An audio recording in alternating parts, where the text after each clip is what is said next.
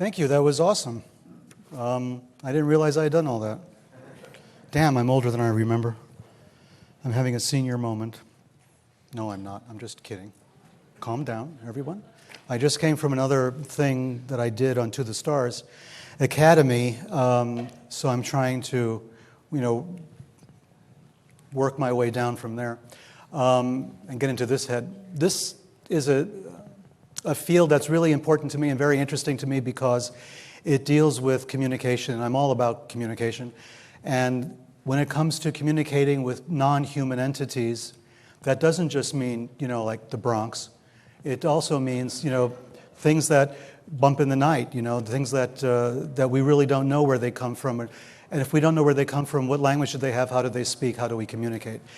NASA, some years ago, came out with a report that they had commissioned by a bunch of linguists and anthropologists and sociologists trying to figure out how would we communicate with an alien species. NASA actually funded this, right? So all of these people wrote their learned papers, all peer-reviewed papers that talked about communicating with an alien species, and everybody came away with the conclusion that it was impossible. You can't communicate with an alien species. If a species grew up on some other planet, evolves differently, has different sensory organs, et cetera, et cetera, et cetera, it would be completely impossible to communicate with them. It's not possible. That's what their reaction was, which was pretty interesting because, all the contactees, have a different story, right? But nobody asked them. Nobody asked people who routinely claim that they have interactions with non-human entities. They just don't, they're not part of the solution here. We're not asking them anything. And yet, interestingly enough, the contactees are all remarkably consistent in how they describe communication. That shouldn't be if they're just making stuff up, right? But they're all saying the same thing. They're all describing communication the same way. And that led me down a few other dark paths. Now, I don't know if you know much about my background. I won't get into all of it here. But I've been researching esoterica, weird religions, and all that kind of stuff since the 1960s. Yes, since the 1960s. And I joined the ASPR, the American Society for Psychical Research, back in 1966, I think it was, when Carlos Osis was running it, a phenomenal human being. He dropped acid just to see what it would do to him, scientifically speaking. And then he dropped it again and again. And again and again. And he was one of these guys who was very, very forward-thinking, very out there, and really took paranormal phenomena, psychic phenomena very seriously. Like a lot of people at that time were doing. A lot of scientists and people specializing in psychology and neurobiology were starting to take this seriously. It didn't involve UFOs at that time. It was all about telekinesis and telepathy and things like that. So they were really interested in that, and Ingo Swann was part of that as well. Ingo Swann was a famous psychic who was a remote viewer, and he started off with the American Society of Psychical Research when I was there. And then he became seconded, to use a British term, by Hal Puthoff. He was recruited by Puthoff at SRI, Stanford Research Institute, where they were doing government-funded research in remote viewing and psychic phenomena of various kinds. Uri Geller was famously tested there, Pat Price, a number of other famous psychics of the time. And this was all on the government's dime. And most of those reports, I think, have been declassified, and you can download them now, and they're really, really boring to read. But they're interesting because these are people testing psychic phenomena. But it's charts and graphs and deviations of 0.23 from norm. So it's kind of tedious to go through. But once you start going through and you go through all of them, you suddenly realize, holy cow, these people were serious. And they were really getting this done. They were actually remote viewing. And there's drawings of how they were doing it and what the targets were and how close they came. And it's really interesting stuff. But then Ingo went off the reservation a little bit and started communicating with UFOs, right? And he saw UFOs rising out of the water, for instance, and then going back in the water. And he knew that there were non-human entities that were around that could be communicated with, you could talk to. And that opened up a whole other field, and nobody wanted to go there. Nobody wanted to go to the UFO thing, They were having a hard enough time with ESP, Now you bring in UFOs, we're all screwed, right? We'll lose our funding and that'll be the end of it. So I became interested in that, but at the same time, 1966, 67, 68, I also became really involved in studying hardcore occultism. And that meant books like Arthur Waite's Book of Ceremonial Magic, or the Book of Black Magic and Pacts, as it was more popularly known. And then reading Aleister Crowley, and then reading Chinese mysticism, Taoism. I started doing all kinds of research like this because this seemed to me to be really fascinating. And I grew up Catholic in pre-Vatican II days, so everything was Latin. And I knew all the Latin prayers, I knew all the Latin everything, and I'm going through these incantations, and they're all in Latin, and I felt right at home. You know, so if I'm praying to Jesus or Satan, hey, it's in Latin. That was a joke. You can laugh. I was not being serious, okay? Not 100%. So I was fascinated by this, and this was in the Bronx at a time when we had a guy called David Berkowitz. And David Berkowitz would eventually go to my high school, but until that point, he's researching also occultism and stuff. And he had a lot of weird friends who were doing that up where we lived, near Pelham Bay Park, Westchester Square, in that area. And there was a lot of wild, you know, occult stuff going on. And then Raymond Buckland appeared on the television. Ray Buckland was the guy who introduced witchcraft, quote unquote, to the United States. He was the head of the Gardnerian tradition, founded by Gerald Gardner a long time ago in the 1950s. So there's Ray Buckland. He's on television in New York, and he's talking about witchcraft, and Sybil Leek is there, and she's talking about witchcraft. And these are names to conjure with, no pun intended, going back a long way. But I decided I want to know more, so I went and sort of gate crashed Ray Buckland's house in Long Island. Or I got very close to gate crashing it, and I freaked out and left because in his driveway there was a hearse, which I guess was his idea of being funny. And then there was this little kid at Buckland's place in Brentwood, Long Island, who looked really damaged. I mean, this was a kid who was out there viciously attacking his toys with a hammer. And I said, maybe I won't knock on his door, right? If that's the guard dog, I'm in for some deep trouble indoors. So I turned around and left. But I started a correspondence with him and eventually with a lot of people in this field. And I realized that New York was full of people who were studying occultism or were witches or were Satanists or, you know, Scientologists and, you know, all this kind of stuff. It was all over the place. So an occult bookstore opened called the Warlock Shop in my neighborhood in Brooklyn Heights when I moved to Brooklyn. And I knew all those people very well, and I began to develop relationships with all of these people. I knew them well, I talked to them, I hung out, and they told me what they could tell me, and I learned a lot of things from them. The point I'm making with all of this is that I began to realize early on that there is a possibility of communication, that groups had been communicating with non-human entities for thousands of years. And they called them by different names. Today we're talking about aliens. And one of the reasons that To the Stars Academy doesn't like to use the word alien is because there's so much baggage associated with that word now, we can't get around it. And we need to get around it to see what this really is. And calling it UFOs and aliens kind of confuses the whole thing. And everybody has ideas about what that means. And it's really hard to fight against those preconceived ideas. So what I want to do is I want to go roll the clock all the way back. I want to go back to earliest recorded history to see how did people react to non-human entities. And they did. I mean, they had a history of dealing with non-human entities. And we sort of take that for granted. You know, we think, oh, these superstitious people, and they were ignorant, and they were, you know, believing anything that happened along. And yet, you know, they're building pyramids, and they're building ziggurats, and they're building vast cities, and they have irrigation, they have aqueducts, they have all this other stuff, writing, mathematics, astronomy. But, you know, they're ignorant savages, right? So I went back and started researching that, and eventually I became very involved in studying religion. I got a degree in religious studies and in Asian studies, and sort of devoted my life to this, to understanding this.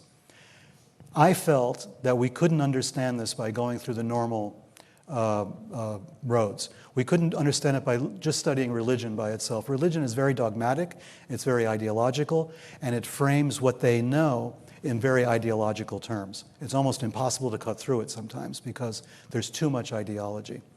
But who doesn't really have ideology are the occultists.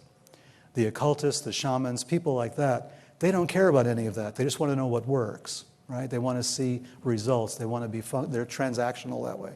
They want to talk to a spirit and get something out of the spirit. If they don't, they go on to the next one. That appealed to me because it seemed kind of scientific. You know, I'm going to test this, I'm going to try this and see what works, and then I'm going to try the next thing and the next thing. That wasn't religion. That was, you know, that was practically science for the time. But who the hell were they talking to, right? Religion said, well, you have this god and that god or that goddess, and that's as far as we go. But these other people were talking to someone else. And I found out that in ancient Sumer, the earliest recorded civilization that we have with writing, there are incantations to protect people against witchcraft. And I'm thinking, where the hell were the witches in ancient Sumer in 6000 BCE? That's not witches? Are you serious? I thought that was Gerald Gardner and, you know, Sybil Leek and those people. But there it is, you know, protect me against the witches. And then who were the witches talking to, right? We always think of witchcraft as like the old religion that was replaced by Christianity in the West. And yet here were the ancient Sumers and they had witches. Damn, where do they come from? You know, so that forced me really to look at this really in deep ways and to try to come up with the technology of alien communication. You're going to hear a lot of weird stuff here. I'm just warning you. And it's very strange material, and it's going to lead you right into the 20th century. It's going to lead you to some of the most prominent American religions in this country, religions that were born in this country, developed here. And you're going to really be amazed at the degree to which these religions were based on rituals of magic that were based on older rituals of magic that go all the way back to the beginning. And that the concepts of demons and evil spirits that were prominent in ancient Sumer would become reprocessed and reborn as aliens today. And they're probably both wrong, but let's take a look. So we're going to talk about the history of quote-unquote alien communication. Early non-human entities, right? On the far left there you have our favorite creature, Pazuzu. You remember him from the movie The Exorcist. Well, Pazuzu really was a demon, really did exist. Well, statues existed in ancient Sumer. And if you look at that creature, it's pretty much like the devil of today. You know, he looks remarkably like a modern concept of, you know, of Lucifer or Satan or something. He has, you know, wings and he has a horrible face, only a mother could love. And he's got, you know, talons for feet and stuff. Next to him on the other panel, you have another concept of a non-human entity, and you have the Sumerian priests trying to tame it or hold it down or perhaps exorcise it. We're not too sure. But again, with the wings. And so the wings keep telling us that these things fly or that they came from someplace else. They did not come from an earthly location. They flew here from somewhere. And so this is what, you know, we thought of as early versions of non-human entities. Were they demonic forces? This concept, and there's a reason why I'm doing all this, it's not just to scare you. This concept then became developed later. The drawing on the far left of your screen was by Eliphas Levi, who was a famous occultist in France in the 19th century. But the drawing next to him was by H.R. Giger, and that's the template for the alien creature in the alien movies. There's a lot of similarity between what Giger thought an alien looked like and what Eliphas Levi thought a devil looked like and what the ancient Sumerians thought demons looked like. There's this idea that there's this evil substance, this evil thing that gets manifested in our consciousness as demons or as devils, and they all look hideous and ugly. But there might be a reason for that, and that's the reason we're going to try to talk about and get to. Giger then went on to take that same picture of Eliphas Levi, of Lucifer, of Satan, that Levi drew, and he made his own version. That's as involved as he was in the concept of magic and aliens. You know, the ritual magic, occultism on the one hand, and alien manifestations on the other.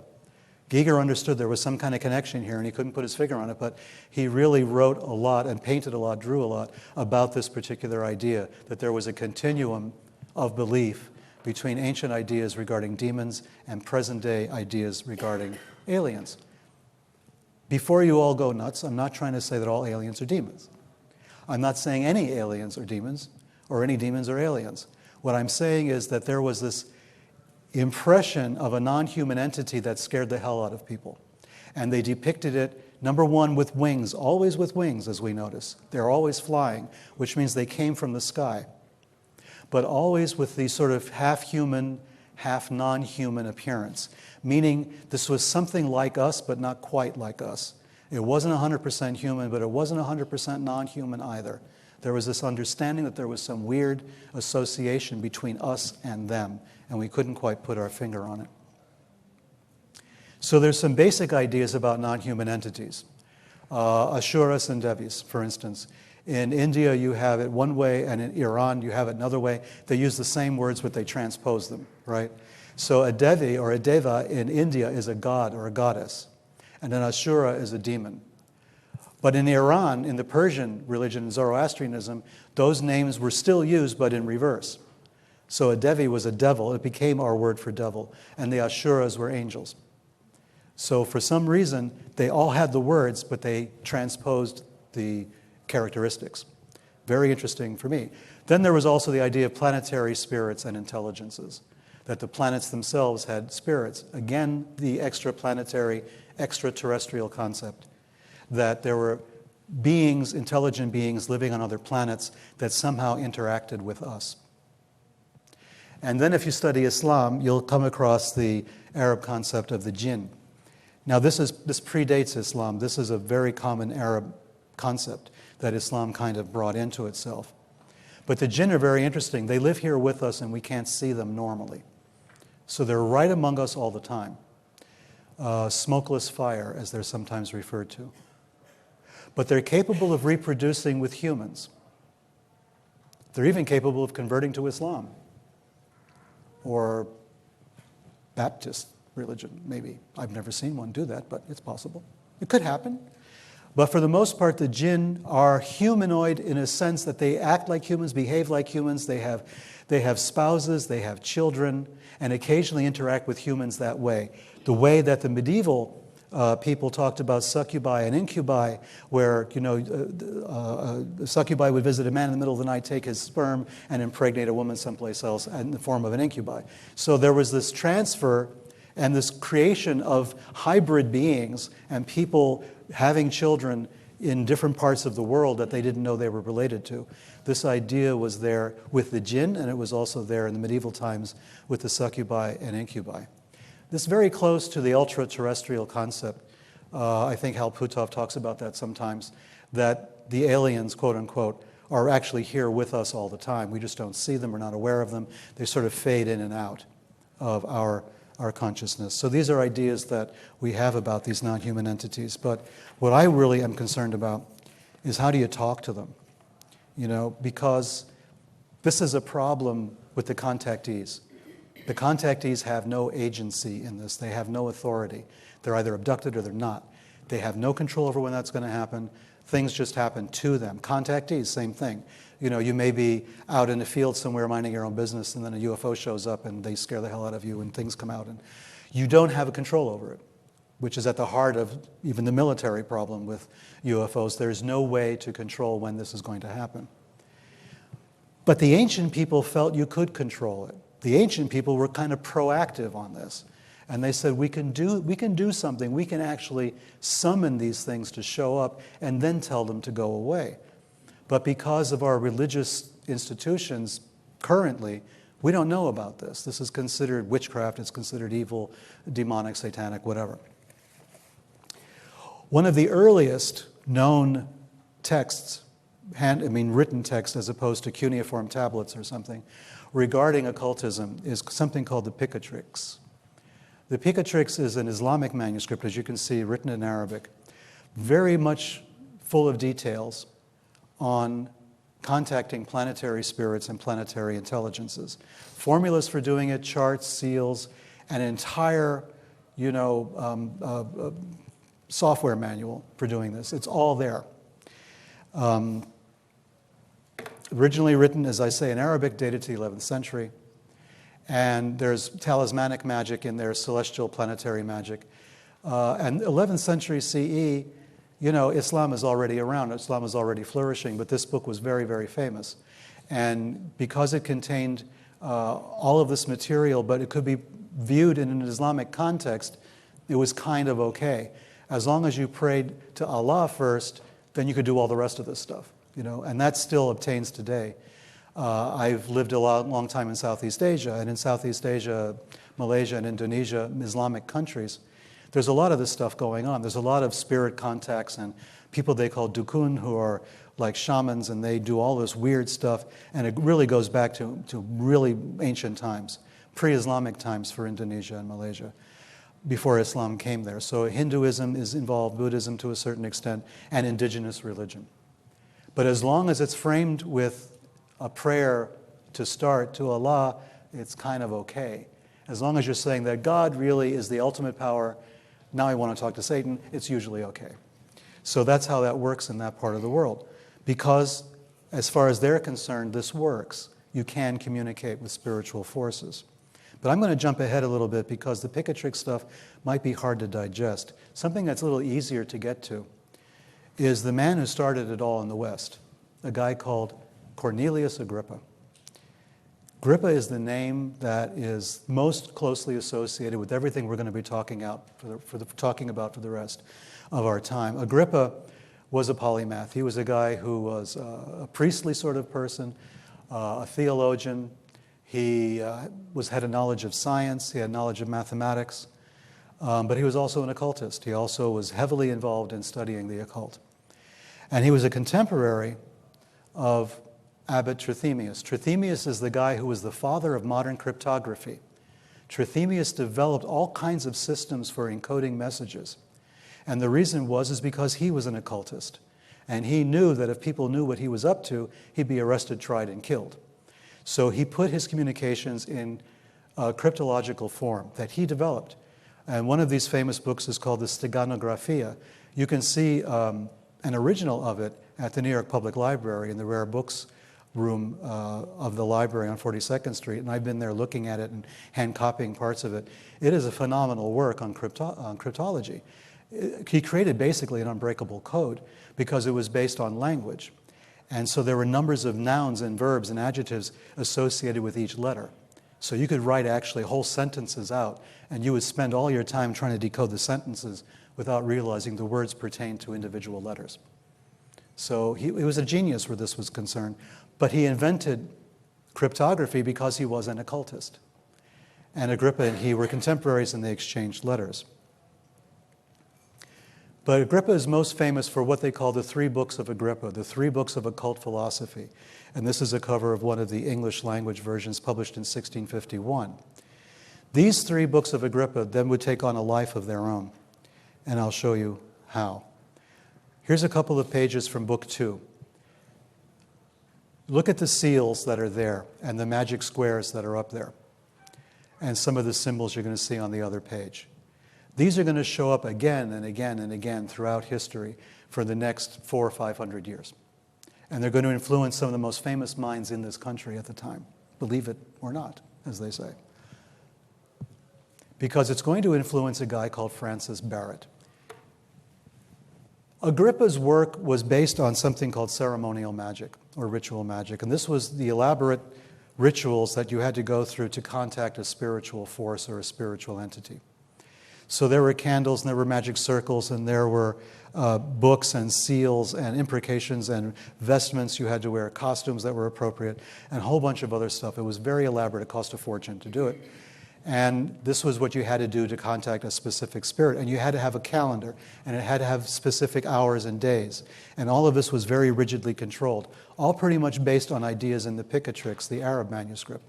Same idea, same function, but more elaborate, more comprehensive. And the rituals were very, very complex. But people believed Agrippa when he said, this is how you contact spirits. This is how you communicate with non-human entities. Francis Barrett came along a bit later. We don't know very much about him. We only know about one particular book that he published in 1801, which had a tremendous effect on the world of occultism, and it was called the Magus. Here's a cover of it. As you can see, a sort of handwritten thing, but that's the original copy of the Magus, the Celestial Intelligencer, as it was subtitled. So this was a way to get in contact with spirits from other planets using ritual magic. What does appear in Barrett's Magus? Well, we're going to get to that. It's pretty interesting. The 3 books of occult philosophy that he wrote then became accompanied by the 4th book, which he didn't write, but which people always associated with Agrippa. But they all appear in Francis Barrett's The Magus. 1801 is when the book was published. And in 1801, that book was available, we know from the records, in upstate New York, where the people were undergoing this revolution in religion. It was the burned out district. And people were going through all of these revivals, religious revivals and everything else. People were going nuts about religion. And there was a guy called Joseph Smith, and Joseph Smith Jr., and they were very active in upstate New York. They were treasure hunters. Their idea was they would perform ritual magic, talk to the spirits, and find treasure, right? So that was their job, quote unquote. And Joseph Smith Jr. was a young man, very young. He got involved in this and had access to Francis Barrett's The Magus, which was available in the bookstores in his town.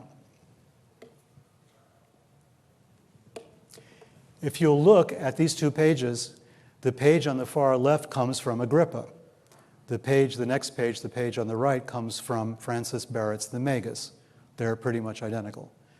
Barrett was taking everything from Agrippa. And you're asking me, well, so what? What does that mean? Well, there's a reason.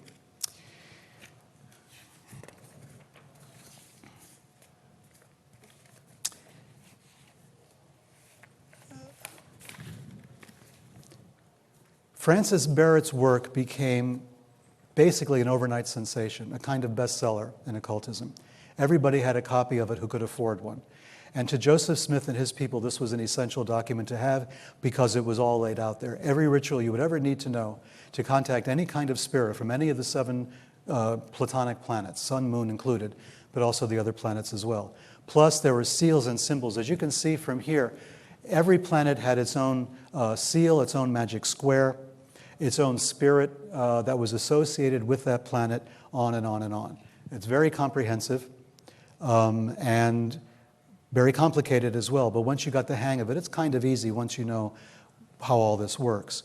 And for people like Joseph Smith, this was invaluable. The problem was, from a religious point of view, it was very iffy. And people in the burned out district in upstate New York who were all very religious and attending these revivals and doing all of this would have found this stuff to be borderline satanic, if not actually satanic. So they had to keep kind of quiet where all this was concerned, because there was this idea that the spirits that you conjured, that you evoked, were harmful, they were evil, they were demonic, and they were out to destroy you. These guys. Now, these are all drawings taken from Francis Barrett's The Magus. These are his ideas, his depictions of what these evil spirits look like. Again, they're kind of ugly and looking, except the guy with the beard looks kind of nice. It's a joke, please, gentlemen. But the idea is that non-human entities have to look really evil, right? They have to look disgusting to us as human beings. They have to be sort of repulsive. There's a continuum of understanding about that. There are angels, but the angels all kind of look the same, right? They're all, Nordics, So they're all kind of interchangeable. But the demons are not. The demons all have identities. They're very individual. They all look very different. The stories about the demons are all very specific. Each one has a different force, a different power, a different personality, has different symbols associated with them, etc. And in order to talk to these entities, Agrippa and Barrett would tell you, you need stuff like this. You need equipment.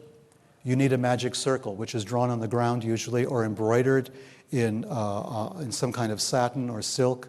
You need a magic wand, cue Harry Potter. You need a magic sword. You need candles. You need the seals of the spirits. You need virgin parchment. You need all kinds of equipment. I mean, the amount of equipment that you would need to do these rituals is enormous. It's extensive. But on the black page, at the very top, you see a very strange-looking device with a Star of David over it and a circle underneath. That's a magic mirror. And that's kind of the key to this whole thing. The magic mirror is a device that concentrates your vision in one place for an extended period of time. And what it does is it kind of wipes out your conscious vision and replaces it with something else. So the brain starts to come up with images because it's staring at a blank wall, basically at blankness, at darkness. And the brain then starts to come up with images to put there because the brain knows the eyes are open and should be seeing something. And so the brain accommodates and starts sending images out there. It happened to me once. It's very bizarre. Thank you. Try that again sometime. So you're staring in this magic mirror, and that's where the spirits appear. This is the way that it can appear. There's a reason behind it, and we'll get to it a little bit later, but all of this stuff is what you need. And this is the kind of stuff that Joseph Smith Jr. started to acquire in order to go treasure hunting. He was born, as it says, in 1805. He didn't live very long. He died at 39, murdered in 1844 by an angry mob. But from 1823 to 27, this is when he got a copy of Francis Barrett's The Magus. And he went out into the woods and started performing magic rituals, not to find the Book of Mormon. He was performing magical rituals to find treasure. And you're going to find something really unusual about this guy.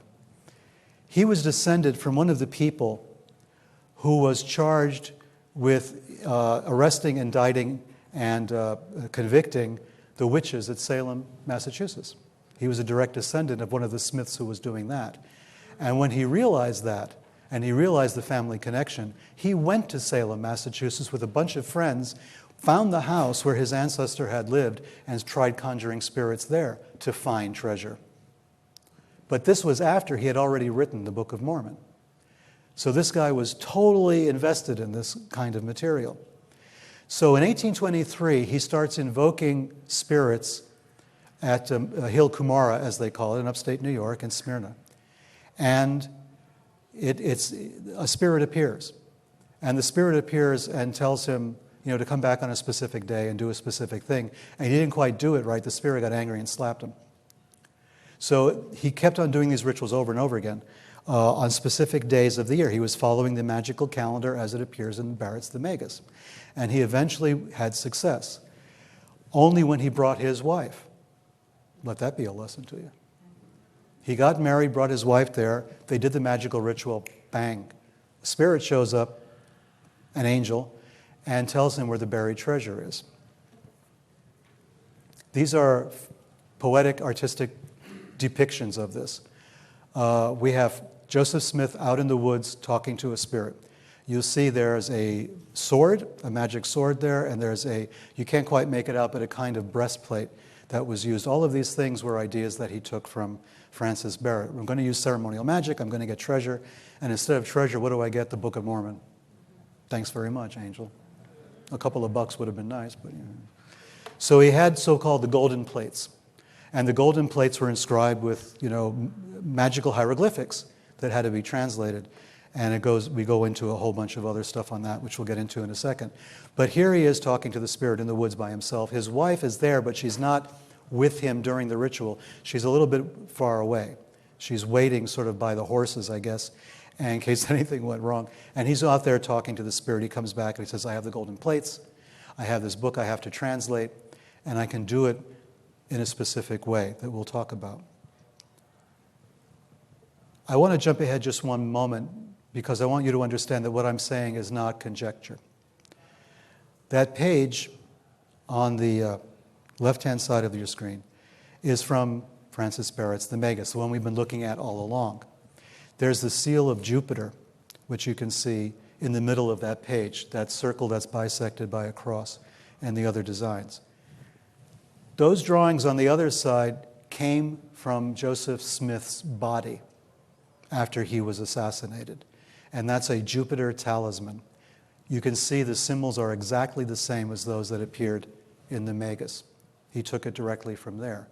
He carried that talisman because he wanted success in dealing with the justice system, because he was being tried for treason. So he had that on to try to affect the judge.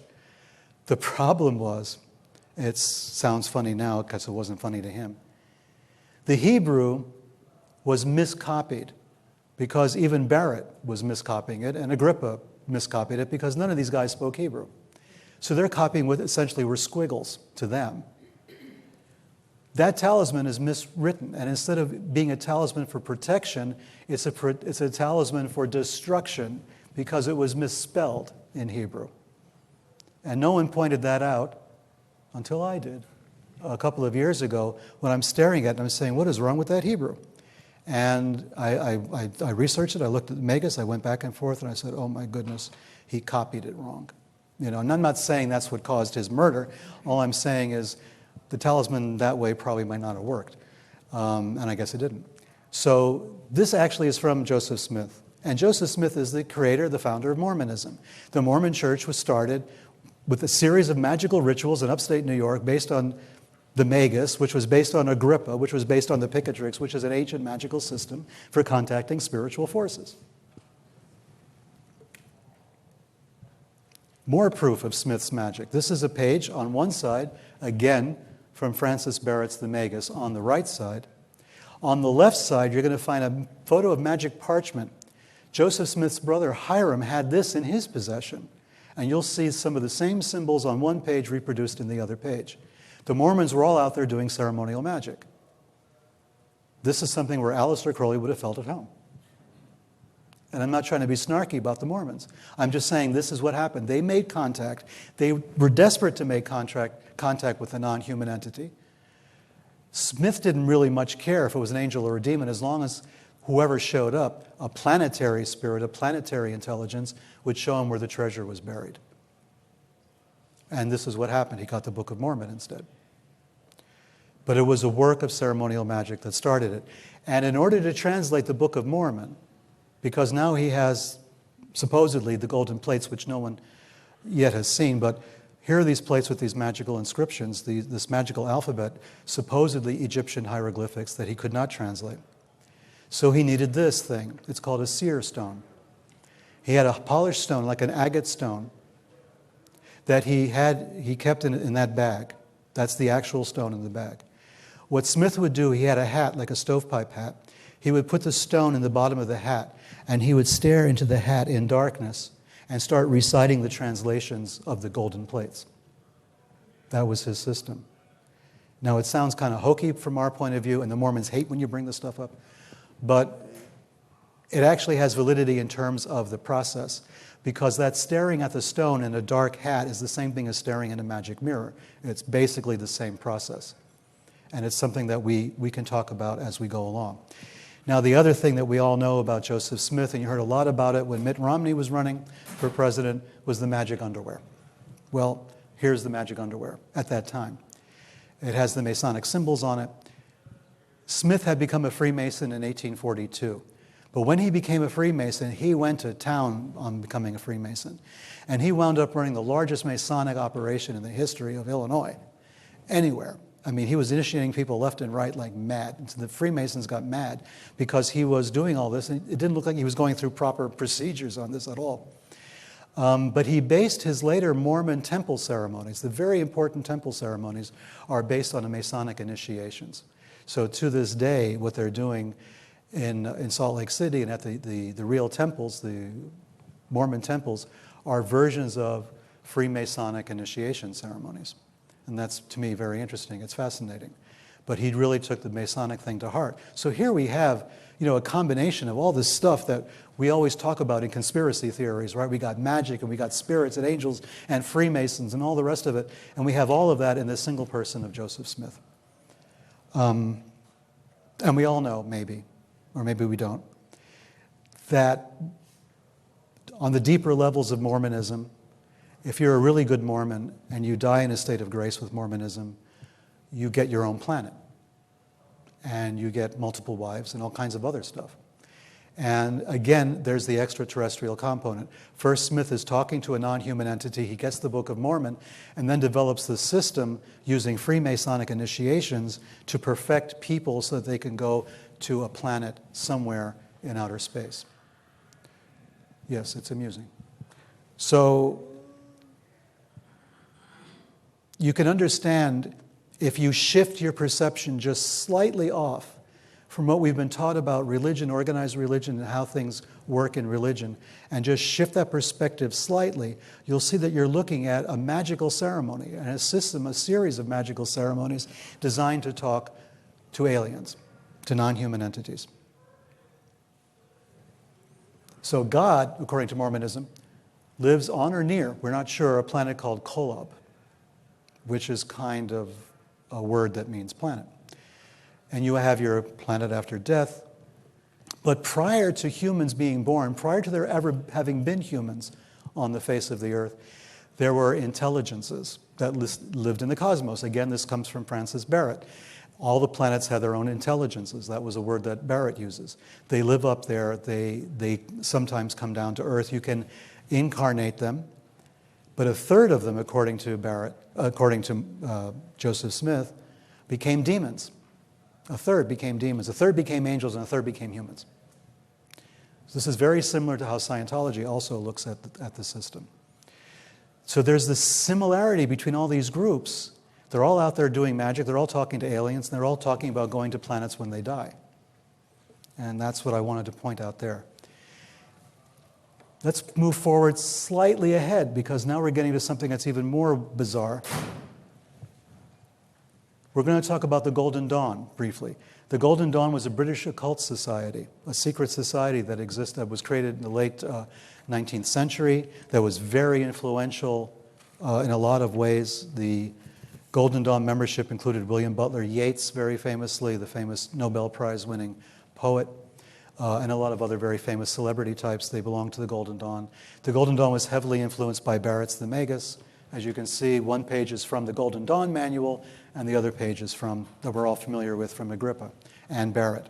So here's another secret society, deliberately a secret society, an occult order based upon the same material that Joseph Smith based Mormonism on, that went back to Agrippa. Same material, same planetary spirits, same magic squares, everything the same.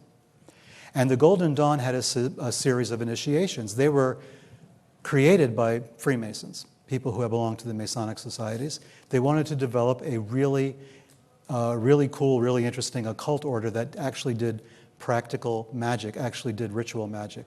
Where the Masonic initiations sort of ended there, they wanted to take it to the next level. And let's do ritual magic, let's contact the spirits, let's initiate ourselves to higher and higher levels of spiritual awareness. But in order to do that, we have to make contact with the hidden masters. And the hidden masters were, again, non-human entities. And the hidden masters would then convey initiations onto people and rise them up through the system of initiation. One of the most famous members of the Golden Dawn was Aleister Crowley. The picture on the left shows Crowley in his Golden Dawn regalia.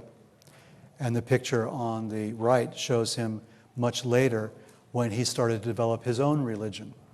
And he developed his own religion using ceremonial magic, talking to a non-human entity that he called Aiwass, which was supposed to be a Sumerian entity, and which brings us all the way back to where we started with Pazuzu and the Sumerian religion and the Sumerian ideas. Crowley said what we're doing is recreating and rediscovering the Sumerian tradition. So he was trying to form a link all the way back, philosophically or religiously or ritualistically, back to the very first known civilization that had writing, which was ancient Sumer. So again, we have the Golden Dawn to Aleister Crowley, and that's important for a number of reasons. Because that thing was drawn by Aleister Crowley when he lived in New York City. And there are people in New York City who look like that. I lived next door to them for some time. But he did a series of rituals called the Amalantra working, in which this being called Lam appeared, L-A-M, Lam, suddenly shows up. And Crowley is drawing this thing manically because Lam keeps showing up, another non-human entity. But the thing about Lam, I'm sure you've already noticed it, is it looks amazingly like this guy.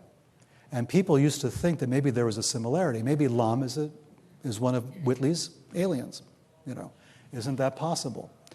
There are a couple of things. They don't look really that much alike because Lam's forehead is much bigger. But there's a few other things that are salient. There's the typical alien thing is that they have very little in the way of a nostril, very small mouths, and absolutely no ears. No ears. That sounds like something that you would just happen to notice in passing, but it's very important. If there's no ears, they can't hear you. And if they can't hear you, speech as we know it is pointless. And I make this point much later on, and in things I'm writing with the To the Stars people and everything else. But analyzing our typical gray alien tells us immediately that they are sensory challenged. The nose is not very big, the mouth is not, they never seem to eat, they never speak in normal terms, and they can't hear.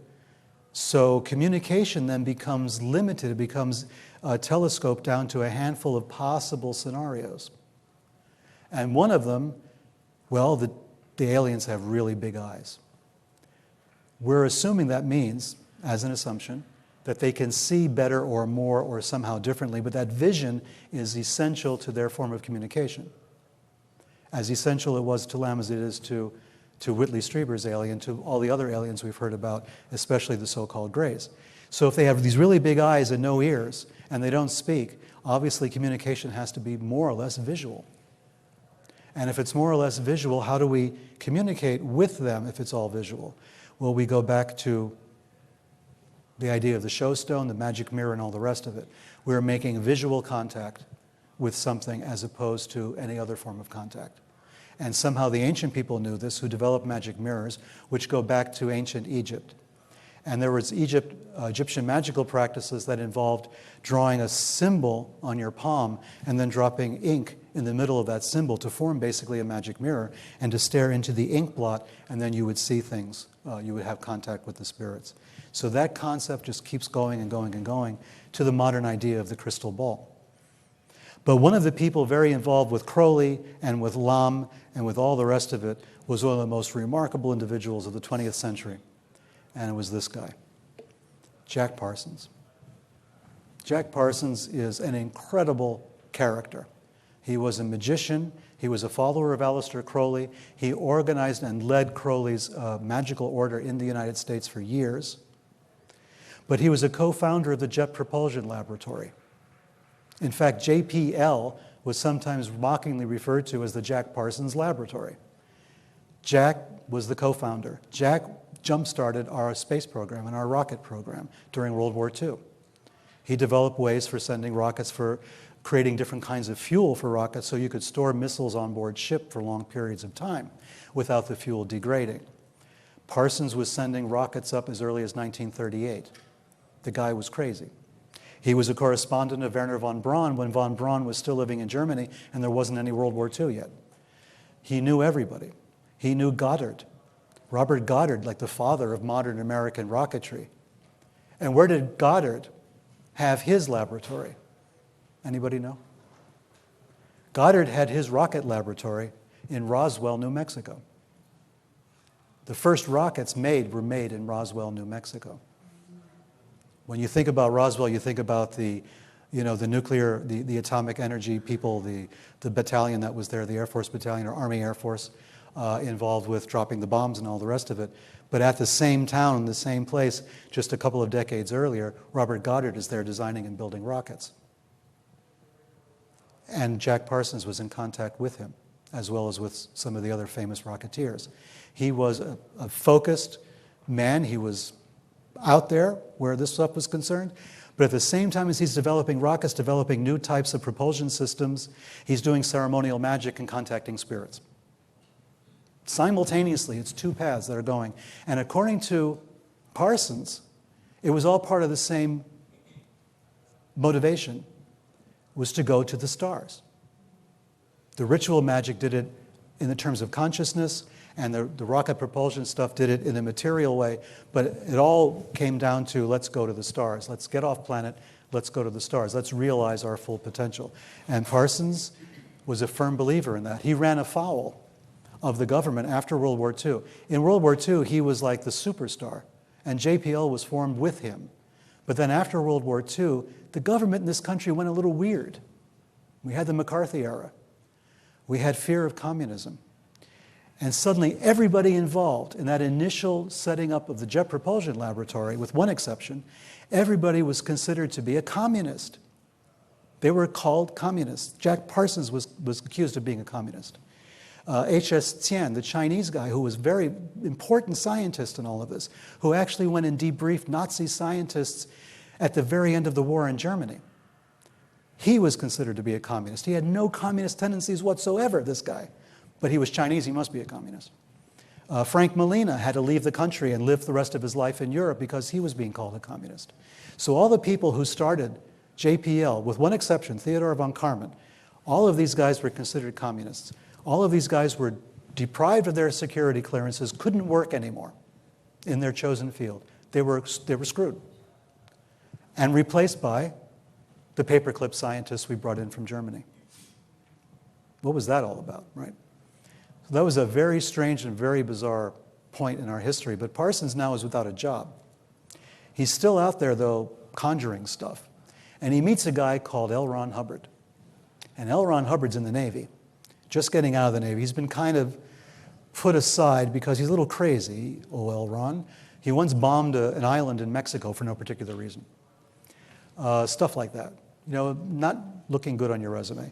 And then he started complaining that everybody around him were Nazi agents and stuff. And, you know, he became a little nutty, but he ran into Parsons at Parsons' house in Pasadena because his house was like the clearinghouse for a lot of people who would go in there and hang out. Science fiction authors and bohemian types, they all lived there, even though he was a rocket scientist with security clearance. So Hubbard met him. The two formed an instant bond. And the two of them went out and started doing rituals in the desert. The ritual is, the famous one, is called the Babylon Working. And what Parsons wanted to do was incarnate a non-human entity in human form so he could have a girlfriend. This was the ultimate, you know, kind of, what was that movie with the kids who developed this? Yeah, anyway. Weird Science, there you go. But this was weird magic. So Hubbard was already stealing all of Parsons' other girlfriends, you know, and that was sort of pissing Parsons off a little bit. So he said, let's go out in the woods, in the desert, really, the Mojave. Let's go out and do this working, this elaborate working of ceremonial magic, once again, based on Agrippa and Barrett and everything else. And we're going to call down a non-human entity in human form so I can have a girlfriend. And so they went out and they did that. They performed the rituals. They come back home from the rituals, and who's waiting for them but Marjorie Cameron? And Marjorie Cameron fits exactly the hair color, the size, shape, everything else that Parsons had been trying to incarnate. So they become a couple, Marjorie Cameron and Marjorie Cameron and Parsons. Hubbard did try to interfere with that as well. So you have this situation where you have Jack Parsons feeling that his magic worked. But the thing is, he was incarnating Babylon, right? Babylon is like, to people of Parsons' background, Babylon represents a goddess, but a sort of goddess of discord, essentially. Not the Virgin Mother type of image of this wholesome maternal female type, but Babylon is like Kali. You know, Babylon is a defender, a woman with a sword, and she's riding on the beast from the Book of Apocalypse and all this other stuff. And that's what he wanted to incarnate. And he believed that he believed that it worked. People writing about this ritual later, considering everything that happened after this ritual, claim that Parsons and Hubbard, when they did this magical ritual, opened up a hole, an opening between this world and the next, and something flew in. Because in 1947, we had the UFO sightings. In 1947, Parsons' mentor, Aleister Crowley, dies. In 1947, we discovered the Dead Sea Scrolls. All this stuff happens in 1947, plus, of course, the creation of the National Security State. The National Security Act, the CIA, all of this was done in 1947. It was a bumper year for weird stuff. And from a cosmic perspective, there are people who say, it was Parsons and Hubbard who did that. They opened up this hole and they created this enormous problem. So, but that's not the end of it. Hubbard then goes on to create Scientology. Hubbard steals money from Parsons. He's arrested. He has to give some of the money back. He steals one of Parsons' other girlfriends, Sarah Northrop. He marries this other girlfriend, even though he's already married to somebody else. He commits bigamy, all this stuff. Hubbard's going nuts. He's going crazy. And then a couple of years later, Dianetics. A couple of years later, he creates this system. And I have copies of speeches that he made in the late 1940s, early 1950s, in which Hubbard claims he met and knew and hung out with Aleister Crowley, which was impossible. Crowley was dead by 47. But Hubbard claimed to have known Crowley personally until somebody walked up to him and said something like, Ixnay on the Oli Cray. We don't really want to be associated with Aleister Crowley. Tone it down just a little bit. Wickedest man in the world, remember? So then he stopped talking about Crowley. But initially he claimed that he got his knowledge about Dianetics from talking to Crowley. Actually, he talked to Parsons, but he claimed it was Crowley. Then he goes further. And further what happens is we have the Galactic Confederacy, we have Xenu, we have souls of people being imprisoned, sent down to Earth, called Thetans. And they're contaminated with wrong ideas and memories and blah, blah, blah. You know the story. Xenu is the source of all human life on the planet. And it came from another planet, another galaxy. And Scientologists, the whole point of Scientology is that you're supposed to get clear of all the bad programming that these Thetans had and to realize your pure Thetan self. So again, ritual magic leading to a religion, leading to extraterrestrial theories and ideas, permeating all of this. And that's not just a 20th century phenomenon, that was a 19th century phenomenon with Mormonism.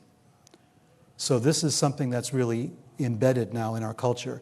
Our religions, our modern American religions, the ones that we can claim, are all ET based. And they're all ET directed. And how then do they communicate?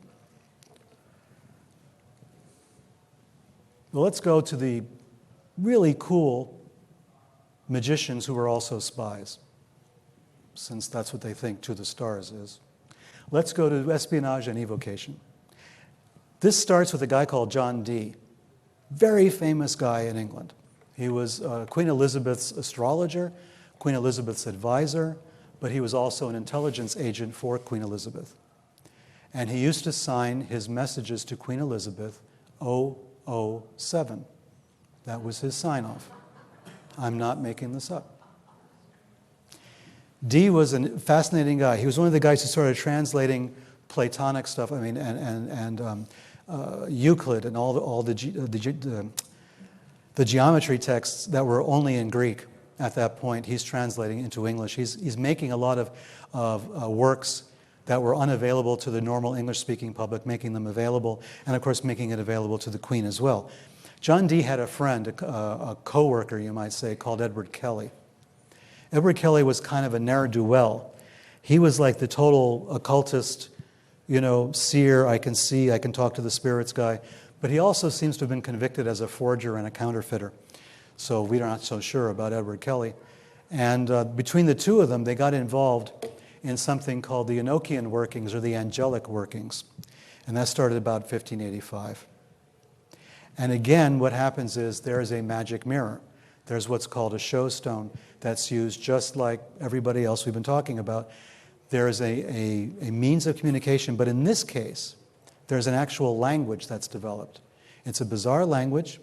We're not quite sure how it's pronounced, even if it's pronounced, but it has its own alphabet. It has its own way of its own grammar, its own everything. This is almost impossible to do, to create whole cloth, an entire language. Grammar, alphabet, vocabulary, and all, out of whole cloth. But there it was.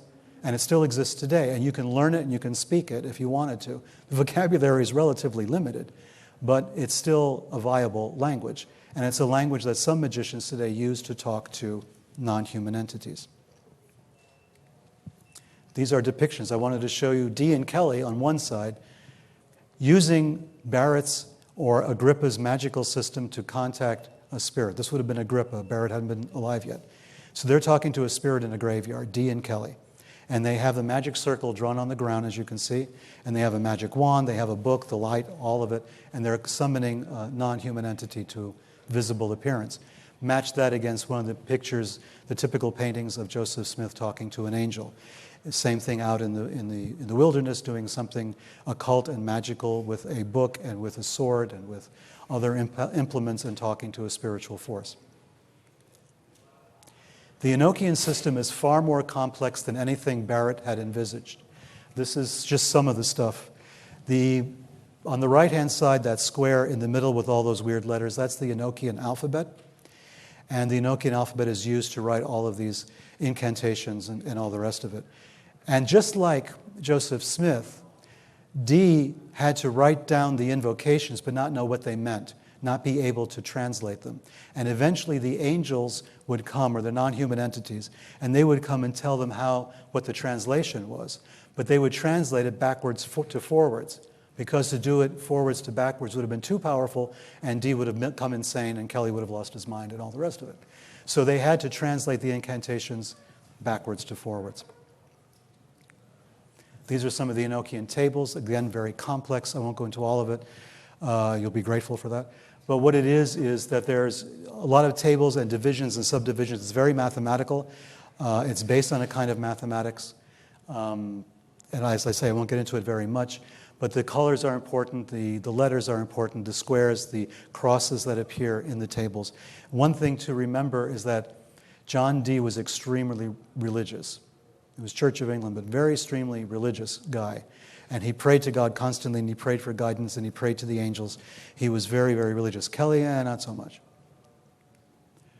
More depictions, more things from the Enochian system. The black and white diagram shows the watchtowers. And you'll come across that all the time in modern occultism. They talk about watchtowers. There's the originals. They were drawn on magic circles. The magician stood in the middle of it. He did prayers to various four angles, et cetera, calling angels specific to those quadrants, north, south, east, and west. Voces Magicae means nothing more than magical language, like abracadabra, that kind of stuff. On that one side on the right, you see the Enochian alphabet, and on the left, there's one of the calls written in the Enochian language, showing what sounds those letters represent, and then underneath that, the English language translation. These calls were used to actually communicate with the non-human entities, as if this was their language, and it was called the angelic language. And here, like Joseph Smith, Dee had a magic mirror, or what he called a show stone. That's a polished piece of black obsidian, well, all obsidian is black, from Mexico, from volcanic glass that was brought over from the New World. And Dee used that to see the spirits in. And if Dee couldn't, then Kelly could. Kelly was much more gifted at actually seeing the spirits than Kelly was. So Kelly was more gifted than Dee was. So Kelly would be the one gazing into the magic mirror and telling Dee what to write down as far as the calls, the alphabet, the translations, all of it. It was Kelly doing a Joseph Smith, staring into the black mirror and then telling Dee what to write down, which is almost exactly how Joseph Smith wrote the Book of Mormon. So what can we pull out from this story? What can we learn, as they say, from this story? The technique of non-human contact. What do they all agree upon as being necessary to do before you make contact with a non-human entity?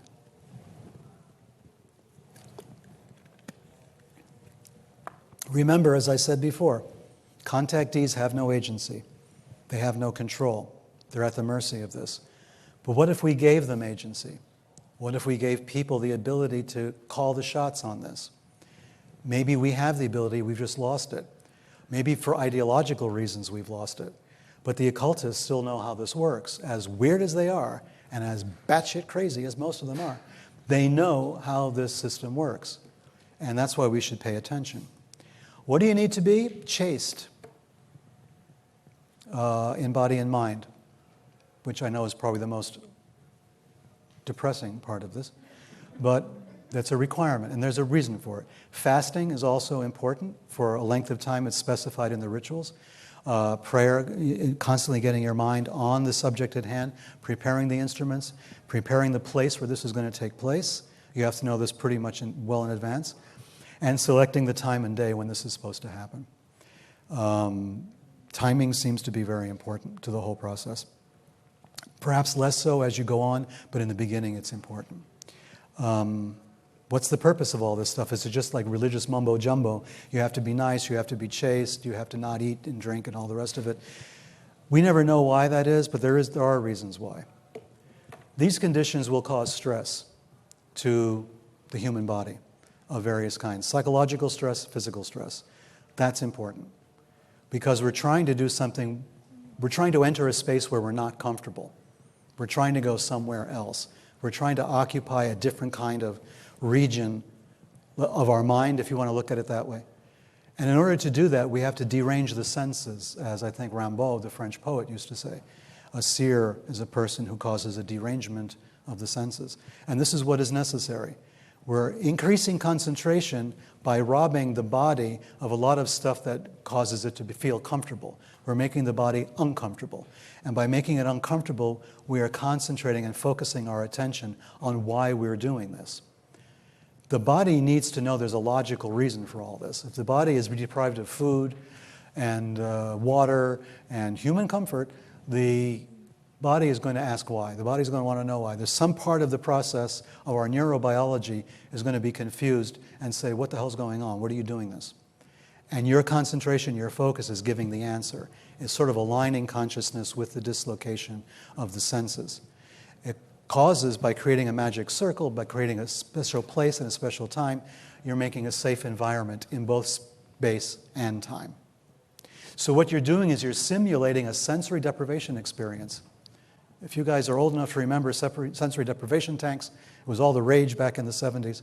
You had a big tank with warm, sort of body temperature water. It was completely dark. You floated in there, and you went nuts after a couple of minutes and said, I can't take it anymore, and got out.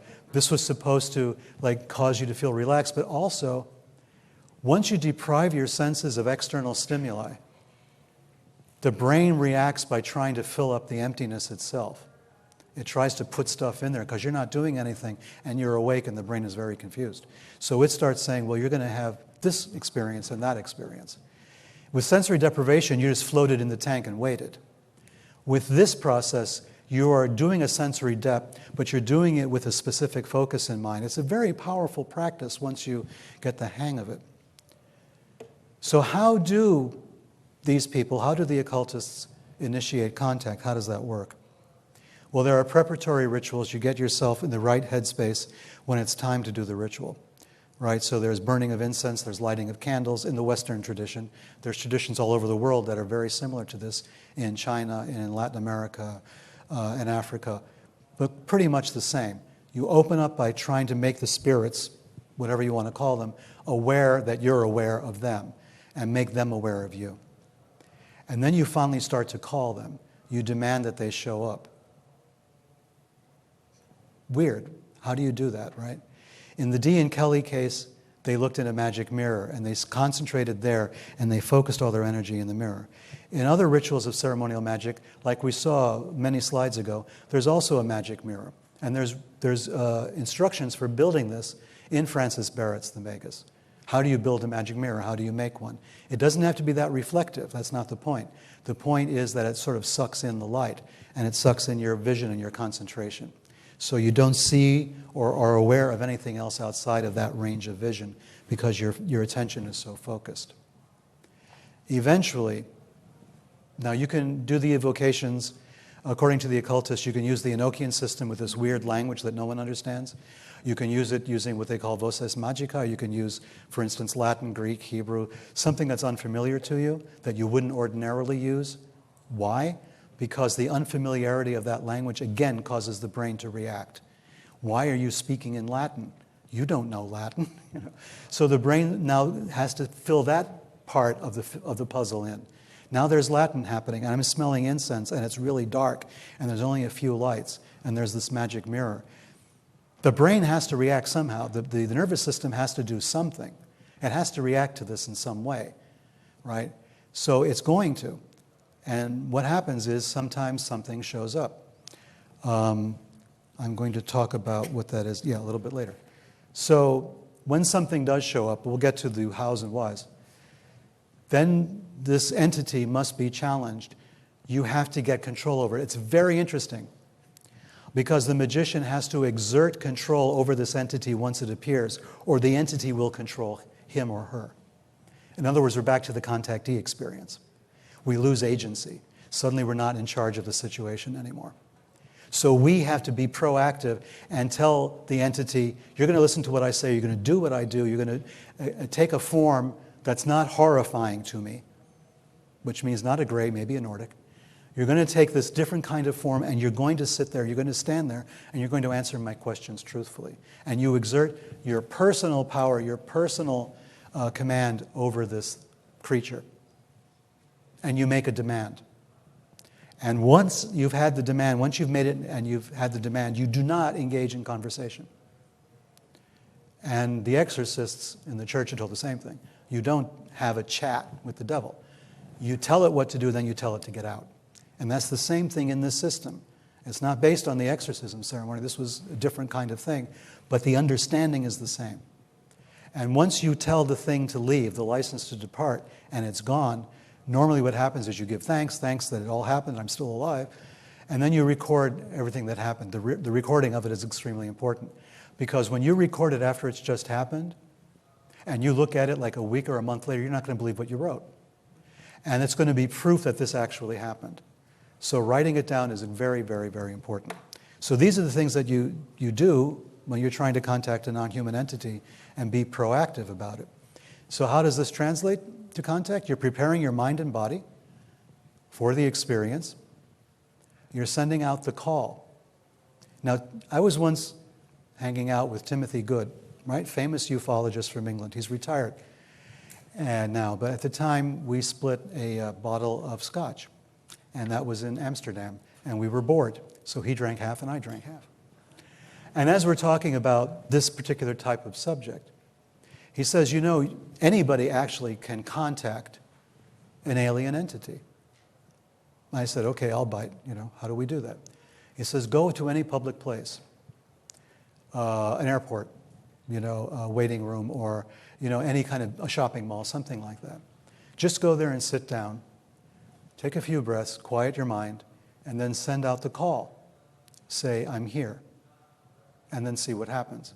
He says what happens to him inevitably, is that out of all these people that are milling around, someone's going to stop, turn around, and smile. And when that happens, you've made contact. That's sending out the call. So in the ritual system that we're talking about, it's kind of the same thing. You are sending out the call. You're acknowledging that you're here, and you're acknowledging, I know you're there, so pick up the phone. So you're initiating contact, you ask a question, you break off the contact. And then the giving thanks thing and all of that is returning to your normal conscious state, which is very important.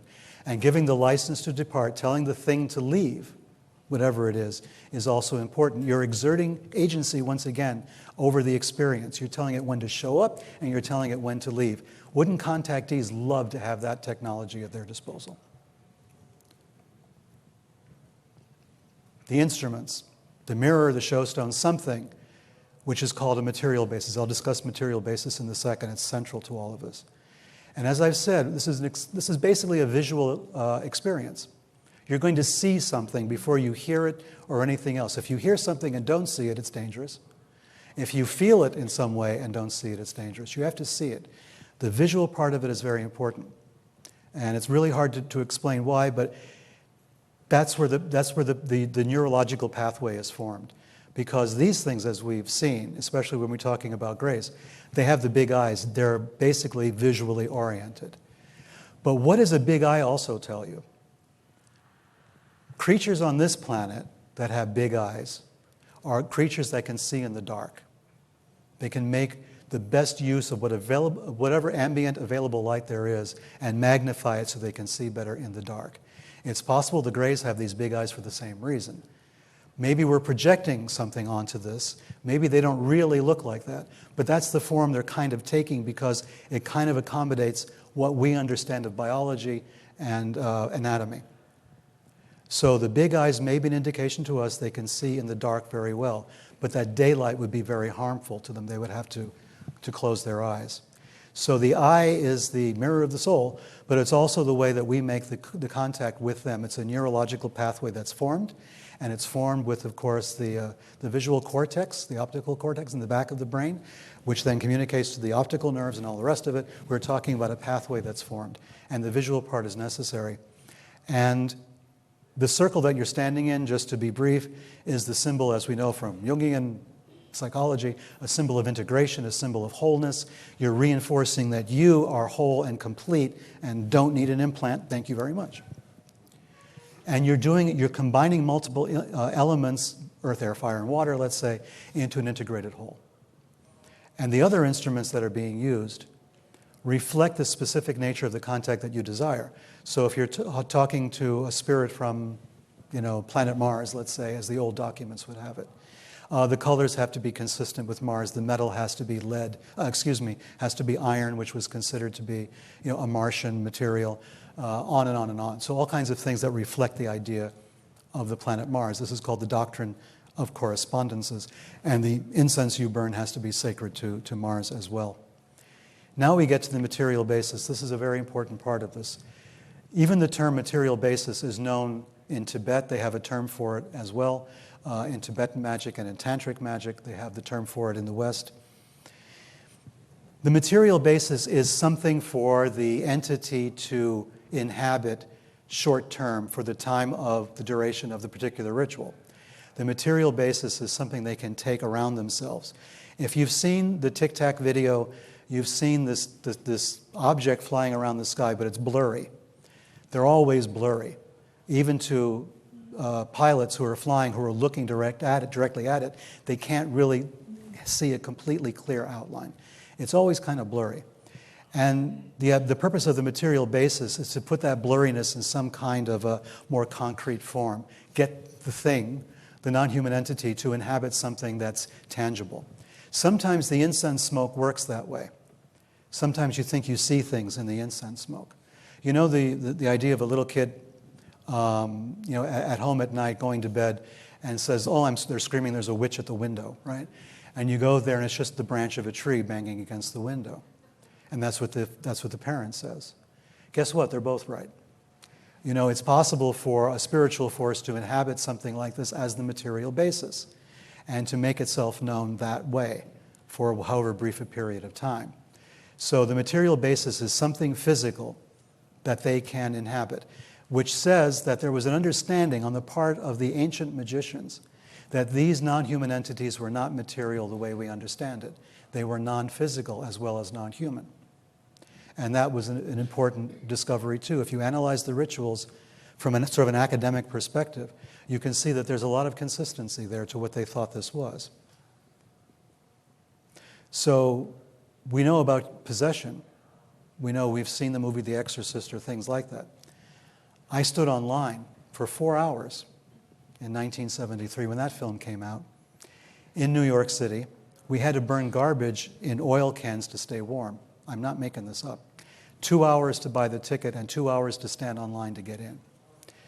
And at that time, the movie freaked everybody out. It was really intense. And I had read the novel before, so I knew it was coming, but it was still intense. And that created a wave of interest in the idea of demonic possession and exorcism. But possession happens not only under that circumstance, under those contexts, but possession happens, for instance, as we know, in Voodoo, in Haitian Voodoo, in the rituals where the spirits, the Loa, come and possess a person. And it's kind of voluntary because the people who are there are willing to be possessed, and they're being possessed by the gods. And it's a temporary thing. They take on the personality of that particular being, and then once the ritual is over, that personality leaves and they're back to normal again. And they often don't have any memory of what happened. And I've witnessed this in several places, in Haiti, but also in Queens, in New York. And probably the most impressive one was in Queens. And I was there with a couple of friends of mine who were very interested in this subject, and the man's wife was like 7-8 months pregnant or something. And we're just sitting there watching this ritual in this huge warehouse. And suddenly she stands up and starts walking away, and she's dazed, and she becomes possessed by the Loa. And she had no background in this at all. She was a Southern Baptist. Well, maybe she did then. But she was possessed by the Loa. She went out, and started dancing around and doing the whole thing. She was gone. And we signaled to one of the people who was there, one of the officials, and they saw what we were afraid of, that she was so pregnant she might have harmed herself or the baby. So they brought her in front of the high priest, and the high priest drank some rum, spit some rum on her, and the possession was over immediately. Now, when I watch stuff like that, and I know who the people are, I know they're not trying to fool me or trick me in some way. It's not a hoax. Then you realize there is a technology behind this. There is something here that works, and I wanted to know what that technology is. I've always wanted to know this technology. This is like super duper technology. But here's possession taking place under voluntary circumstances. And again, that's like the difference between the contactee and the magician. The contactee has no control. And the person who's possessed by an evil spirit has no control. They have no agency. They're now taken over. And they need help to get rid of this. And the contactee needs help to understand the experience and to know what to do with it. And they need a support system. So does the person possessed by an evil spirit in the Catholic sense. So all of this is kind of consistent from place to place to place. There is kind of a technology for this. It's based on consciousness. It's nothing that we can't understand. But in the evocation itself, as I mentioned before, the purpose is to derange the senses, to throw us off. And we will speak audibly. But that's our means of controlling the environment. That's what we're trying to do to exert agency. Because if all we do is look and see, which is the main pathway of communication, you can't look actively. Vision is pretty much a passive thing. When you see something, you're seeing it and you're reacting to it. You can't actively see, actively use sight. It doesn't work that way. But you can speak actively. You can exert your will through speech. And so the prayers, the invocations, although we say the spirits don't hear, they don't speak, they communicate through sight.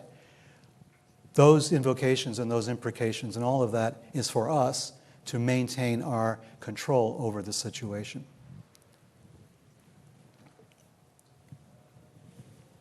Of course, the written record, as I mentioned, vital part, you have to write everything down. It will provide proof. And it's evidence. And sometimes you'll write things down at that moment that a day later you've completely forgotten about some very important detail. That's just something that everybody should know about. So what does this do? We've been talking about this as a system of communication that's been used by all kinds of people, including famous people, scientists, and religious leaders throughout the ages. It's a method of communicating with non-human intelligence, non-human entities. Well, it gives us a framework for understanding the experience. That's the most important part. That's something for which the contactees quite often don't have a context. They don't have a way of understanding this in some sort of organized, systematic way. But by creating this system, this magical system, which is involving tables and charts and squares and seals and all the rest of it, when something happens, it's capable of being analyzed within that system. The contactees don't have that. All they have is E.T. and Close Encounters of the Third Kind and stuff like that. There is no other context. But the magician is given a context. They're told to memorize this and take it to heart and know exactly all the ins and outs of this before they begin the actual practice of trying to talk to an extraterrestrial or non-human entity. They need a context for this experience to take place within which the experience takes place. They need that so that they can analyze it later and try to compare it to other experiences they will have later. They will have a series of them, probably, and this helps them to put it in some kind of structure and some kind of worldview, and it may also reveal potential areas of investigation later. This is, by its very contact, otherworldly. Absolutely. How are we going to describe this in ordinary sensory terms? How do you tell somebody, I invoked this angel or demon or planetary spirit yesterday? There's no way to describe this in ordinary terms. So you need this other way of describing it, of putting it down in our own sensory terms, knowing at the same time it's not going to be equal to the task. Our language will not be equal to describing the experience. We'll only be able to talk about the outlines, but never really the essence of it. The essence of it is what we're going to feel and be unable to describe. But it does give us that structure that we need to talk to other people who are having those experiences. So if you get a bunch of occultists together in a room, God forbid, and they're all comparing notes about the rituals they've performed, God forbid. They'll be able to have they'll share a common language. They will know what each other is talking about. Nobody else will understand them. And I don't mean that in a snarky way. That's really, they won't. But these people will understand each other. I went to a university with a guy called Dr. Nathan Katz. Dr. Katz was my teacher in Jewish mysticism, well, Jewish religion. I had another teacher for Jewish mysticism.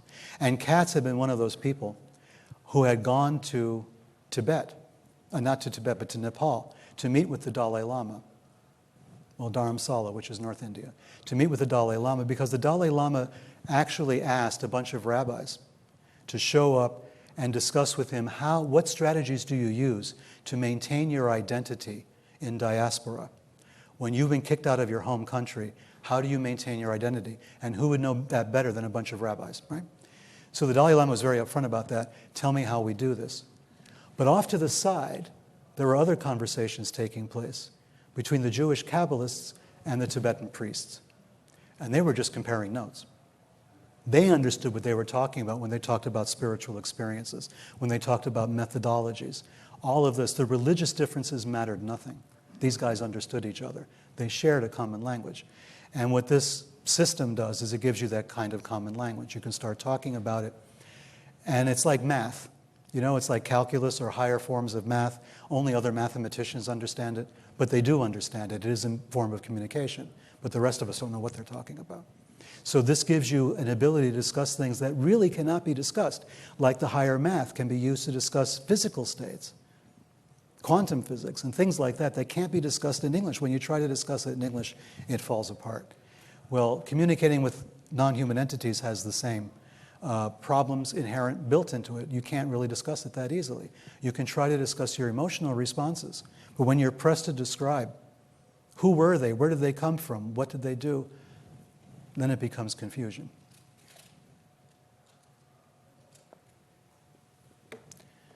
So, before I ask for questions,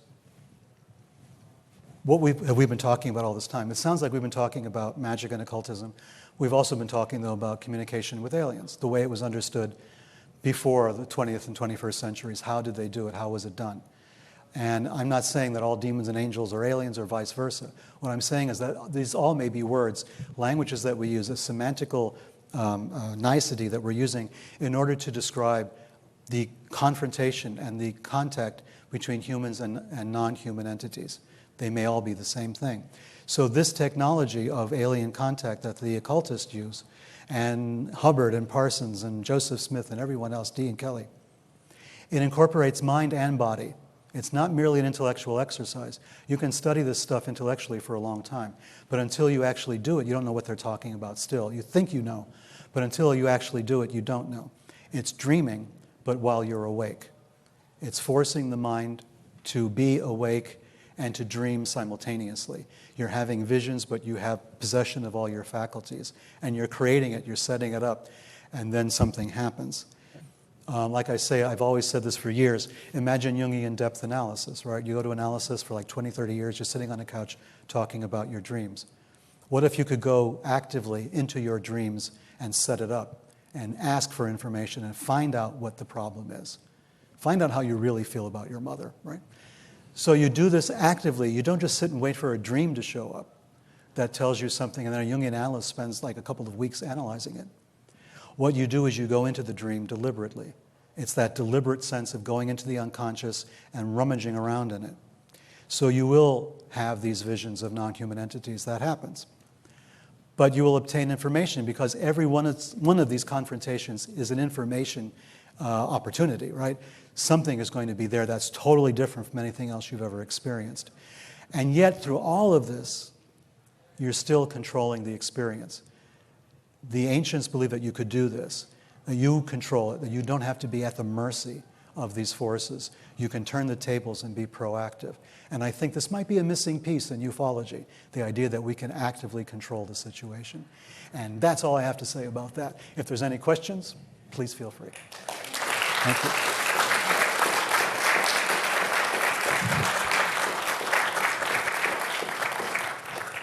How much time do we have? Do we know? Really?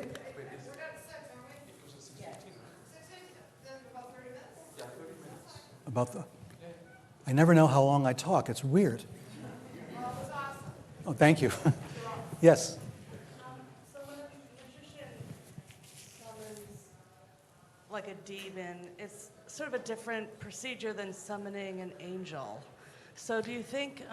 the basic procedure is the same. Oh, is it? It's all, Well, but the difference the are intent who you're is- calling. Isn't the intent different? Well, yeah. But I'm talking about the paraphernalia, the equipment, the setup of the ritual is pretty much identical. There's some minor changes. But the intention, of course, is different. And the name of the thing that you're calling is different. And the personality of the thing you're calling is different. Right. So those are differences, but they're mostly differences that happen when the ritual is taking place. So do you think that the angels are sort of more like the, quote, good aliens, and the demons are more like the ones that would want to control us? Like... I won't use the terms good or bad necessarily because Well, that that's why implies a you value judgment, right? Yeah. And I have a problem with that because we're projecting human values onto something Right. which is not. Right. Okay. Dangerous or not dangerous, maybe. But even then, that's not right because angels can be damn dangerous, right? I mean, the angels that kicked Adam and Eve out of the Garden of Eden, right? I mean, so there's this idea that angels can be very strong, very forceful, very powerful, and very dangerous if you cross them. Demons can look really cool and nice and elegant and be very nice, but in the end, they're dangerous, right? In the end, you're lost. And with the angels, you might not be lost in the end, but you might not like being saved either, depending on what happens and what they have to do to you to save you. So it's hard, which is why the magicians, although they had all these documents going back thousands of years, each magician still had to do it on their own for themselves to see exactly what that was and how they related to that. And that's why they did the demons and the angels both. The idea was, if you're exploring your unconscious, if you're exploring your own neurophysiology, let's talk to all of them. Let's find out who they all are. And of course it's dangerous, but step by step, slowly but surely, do it and manage to contact everything and understand who you are in the process. Which sounds kind of new agey, but they weren't really thinking about it in those terms, but they were thinking about it in extending their power over all the regions, heaven and hell, which essentially meant the same thing. Because there's the same confusion with, how do you tell the...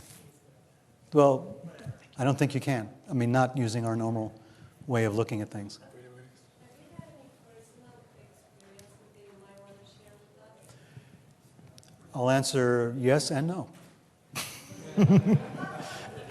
I started trying to get personal experiences. Okay, I'll tell you one personal experience, if you're good.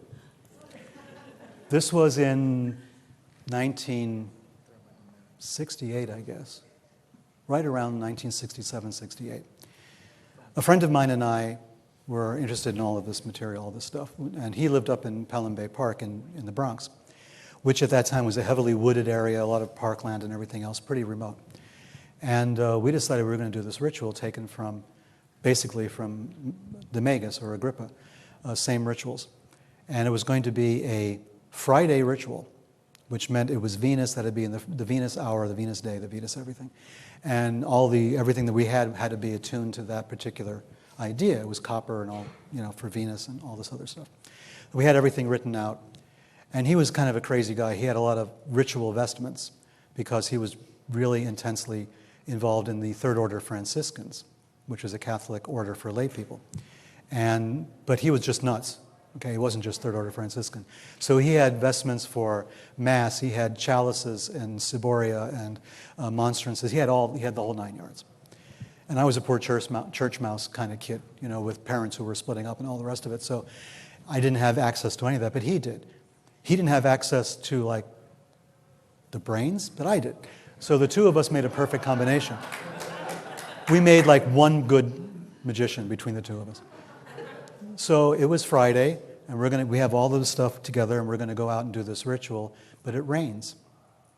So we can't go out and do the ritual. So we say, oh hell, we'll do it tomorrow. We did it on Saturday. We did the Friday ritual on Saturday.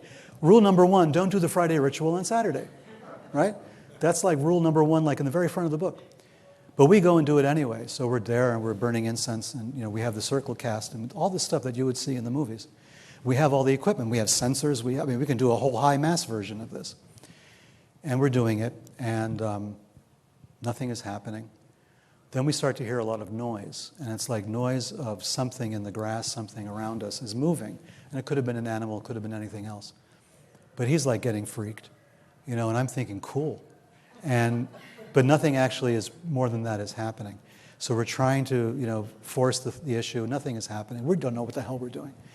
So we close the circle, we close everything up, and we just, dejectedly go home. And we go to his house. And in his house, he had this clock that his family had brought over from Czechoslovakia. He was Czech and Slovak, I'm Slovak. That's how we sort of bonded over that. So there's this beautiful clock that they've had in the family for, decades. We come back in, the clock has stopped, and it never works again. It stopped at that moment we were doing the ritual. And his father freaked out about it. He was sort of mad.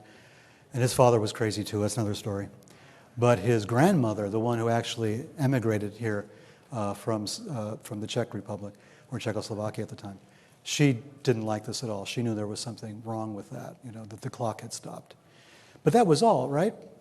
So we go about our thing and everything else happens, and they build something called Co-op City. The largest housing development in the world at the time was in the Bronx, right there where we had done the ritual. And Section 5 of Co-op City was built right over the spot where we had done that ritual. And so I'm coming up later, to visit my friend. It's like a year or two later. And he says, do you know what happened at Section 5? And I said, no, what? He said, the whole side of the building collapsed. All of the kitchens, all of the stoves opened, and the gas was escaping all the way up and down the line. And it was right over the spot where we did this ritual. And I said, don't tell anybody, right? But I have no idea if there was any connection, but the rest of Co-op City was perfectly fine. It was only the area where we had done the ritual where this thing had fallen apart. So that's a story. That's a PG-rated story of what happens. But of course he sort of dropped out and decided to become a bishop later. And that's another whole story of my misspent youth in the Bronx, being bishops and doing bishop things at 17, 18 years old. Isn't it the same thing? I mean, the bishop, like in the Catholic Church, there's the incense and Yeah, sure. the bell and the guidebook. Yeah. And I was just thinking of See, but we were born Catholic, both of us, but we were interested in doing this Orthodox thing. So the Russian Orthodox had like more glamour to it because you had better robes. And they were still doing things in Church Slavonic. And they had much more ritual. It was much more mysterious, much more mystical. And we sort of liked that better. And we decided we would create a Russian Orthodox church of our own, an Orthodox church. We were still kids, but it was a great way of staying out of Vietnam. Next question. Yes? Fantastic lecture, Peter. Thank you. I missed the middle part of it. I don't think you covered this, though. Well, let's see. I've studied the Marshall Summers Allies of Humanity material that speaks about a non-human presence here on Earth that's seeking resources here. And I've been curious if some of the resources that negative extraterrestrials might seek from Earth are non-physical. And I've wondered about archonic ideas and the archons. I wonder if you can speak to non-physical, non-human, parasitic entities. In other words, people from the Bronx like me. Well, it's like this. I mean, that's a whole bunch of stuff to address in a very short time. The archons, for me, is the Gnostic idea of the archons, and it goes back to the Gnostic works of the Nag Hammadi scrolls and things like that. So I have a different perspective on the term archon. But as far as non-human entities coming here to get resources, I don't know about that exactly, but there is a clue in the fact that Joseph Smith, among many other people, thought that the non-human entities knew where treasure was buried, knew where the resources were, knew where gold was hidden in the earth. There was this idea that there was a connection between them and treasure, between them and resources. You could ask them to find water, you could ask them to find gold, that they would know where the resources are. So whether they were mining it or they just simply knew where it was, or both, again, we're projecting a human idea onto them. Is it necessary that they need anything from this planet at all, except maybe us, right? Maybe they're coming back here because, it's their Thanksgiving and we're family. You never know. There could be any way of looking at what the purpose is, but we're projecting onto them. And that's the part that's dangerous. And I don't want to keep plugging To the Stars, but the To the Stars thing is, let's get away from that dichotomy.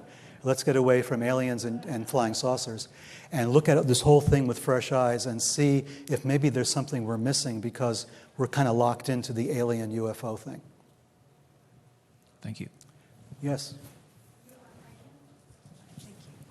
I know this isn't an encounter group. I just got to tell you that as I sat down, you rocked my world, Peter. I was raised a Mormon. My father was a Mason. I never connected this together. It wasn't until I was in my late teens that I truly hated the religion and what it did to my family. And didn't understand it until I started to deep dive into forbidden history and a lot of other things in the mid-1990s. I think it started with Barbara Marciniak, Bringers of the Dawn, started to question a lot of things.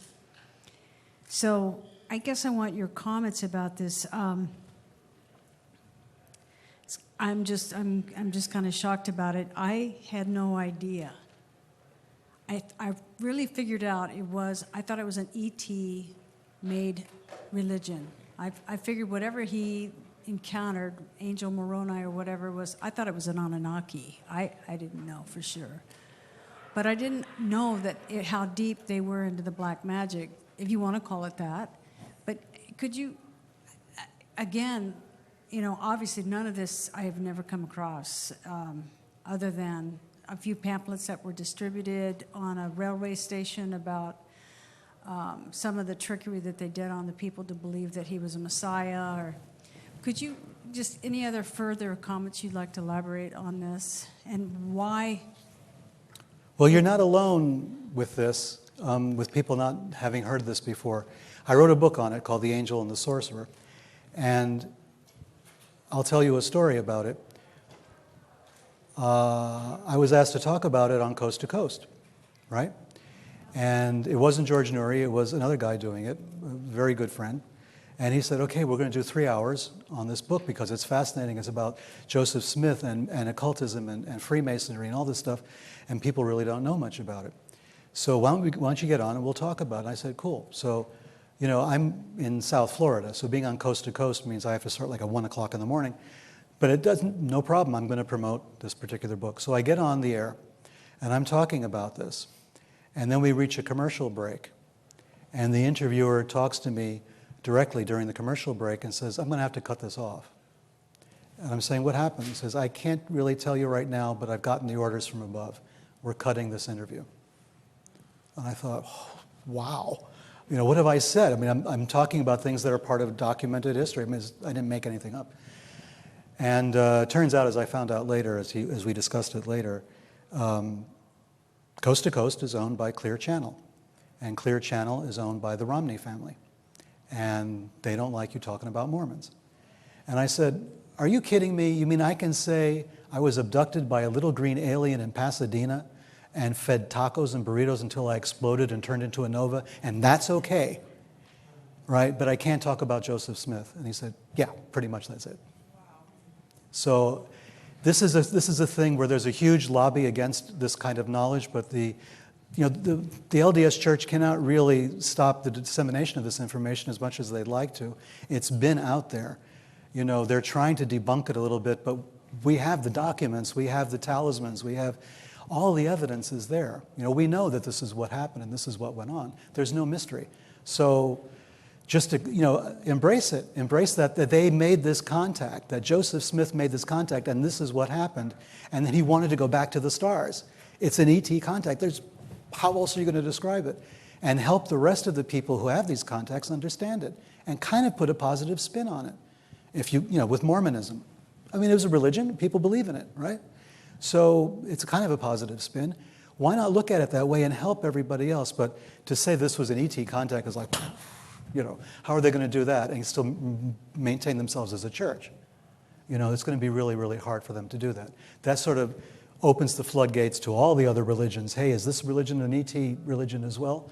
And they probably are. We know Scientology is.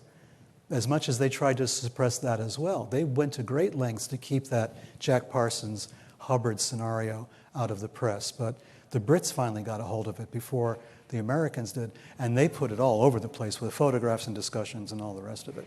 So, it's there, it's out there. If you want to know, you'll find it. But I feel your pain. I know exactly that not knowing this and finding out about it much later is kind of a shock. Well, just the fact, after my father died, I went back to his birthplace and saw where my grandparents and great-grandparents were born, and turns out my great-grandfather was a top Mason, at his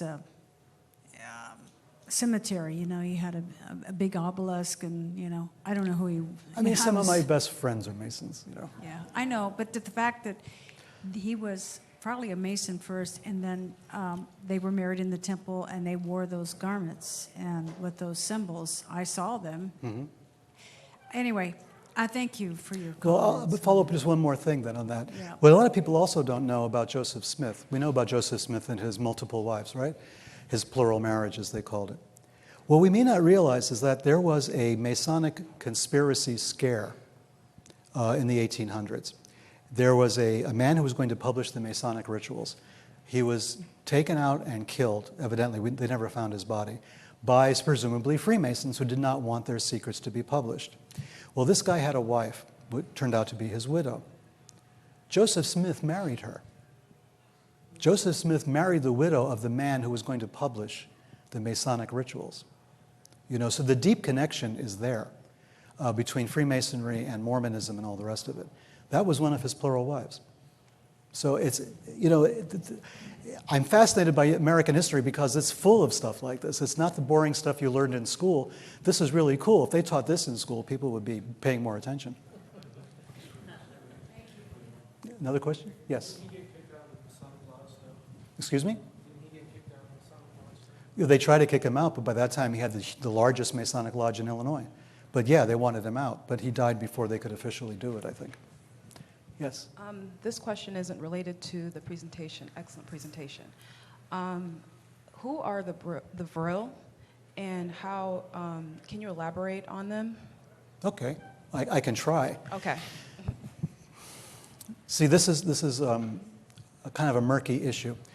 The question is about the Vril. Who are they, and what can I say about them? The word Vril came from a novel by Bulwer Lytton, a famous English novelist. I think he wrote The Last Days of Pompeii and a number of other things. Bulwer Lytton is a very famous guy, and he wrote a book called Zanoni, and he wrote a book called Vril. And Vril was subtitled The Power of the Coming Race. And the idea was that there was a race of very powerful individuals that was going to come and take over the earth. And they had mystical powers, magical powers. And it was intended to be a fantasy, a novel, about 100 years ago. More than that, about 130 years ago or so. Okay. Later, this idea of Vril, of course, has a Germanic connotation. And there were German groups who were practicing occultism in Germany. I wrote about that extensively in a number of books and in Holy Alliance and places like that. I've never been able to find a real Vril society the way it's been written of. But I didn't need to because there was a real Thule Gesellschaft, Thule Society. And the Thule Society did everything the Vril Society was going to do, just with a less pronounceable name, right? So the Thule people were racists and occultists all wrapped up into one, and fascists, right? So the Thule people wanted to have a rebirth of German occultism for German people with nothing extraneous in there. So they were trying to create a religious, not a religious, but an occult secret society. They had classes in the Four Seasons Hotel in Munich, and very popular among a certain group of intelligentsia.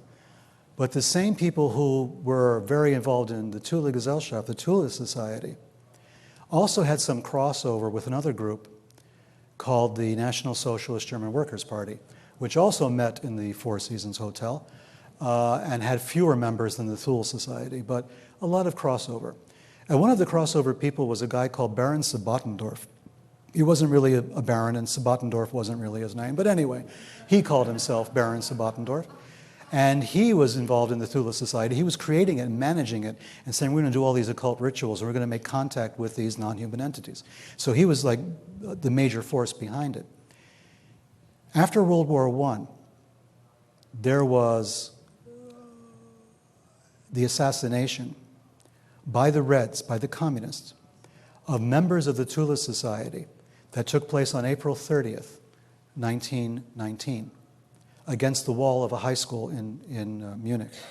They massacred them, took them out and shot them because these were communists and these were fascists. That sparked an immediate revolution in the streets of Munich. Now imagine this for a second. I'm always freaked out by this image. I'm freaked out. I'm 67 years old and I'm using terms like freaked out.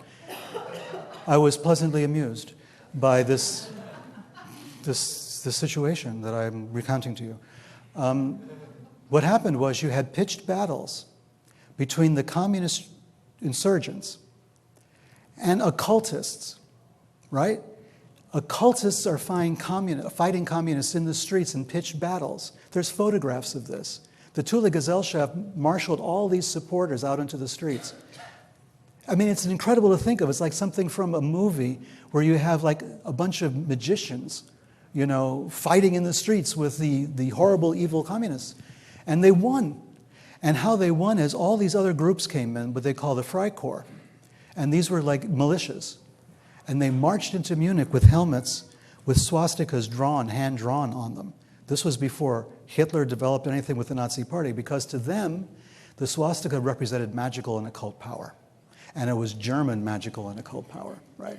Because they had been told this by a bunch of sort of writers, popular occult books in Germany.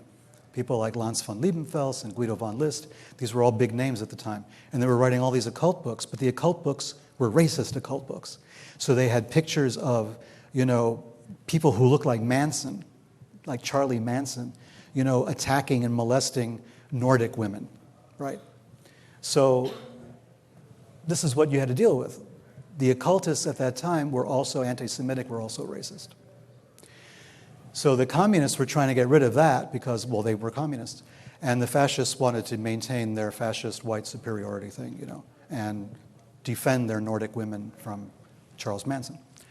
So this is what was going on. And what happened was Hitler then, who had just been demobilized from the military, was sent to spy on the National Socialist German Workers' Party at the Four Seasons to see if there was anything going on there. So he joined the party. He became member number 555.